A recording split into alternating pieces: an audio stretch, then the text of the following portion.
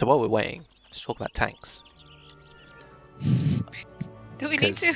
Yeah, because I think the tank stance changes they made with Shadowbringers were great. I know that they were controversial, but I thought they were really good.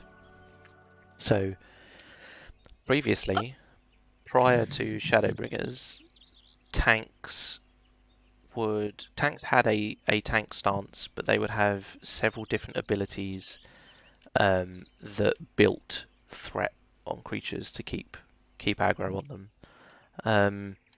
And they generally had like a DPS. They would have like a DPS stance and a tanking stance, which would increase their threat.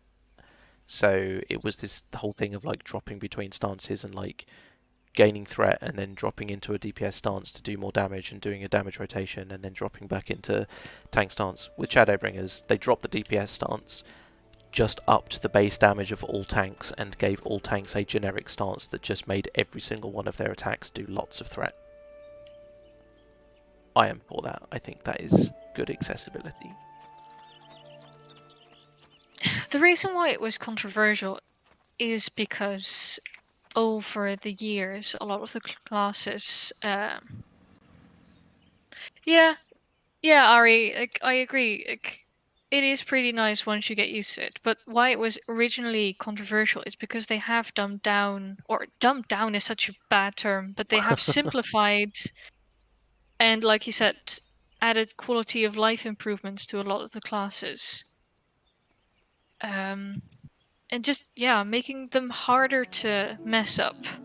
And this is definitely one of those. Because in a bad dungeon or primal situation with a bad tank and a good DPS or healer, or well, a healer going AWOL, like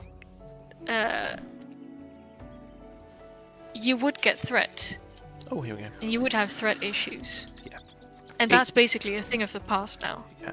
It helps reduce like performance anxiety as well, which is a very real thing in an MMO. And again, that's something that that's an area of accessibility that is, I think, underserved to a certain degree.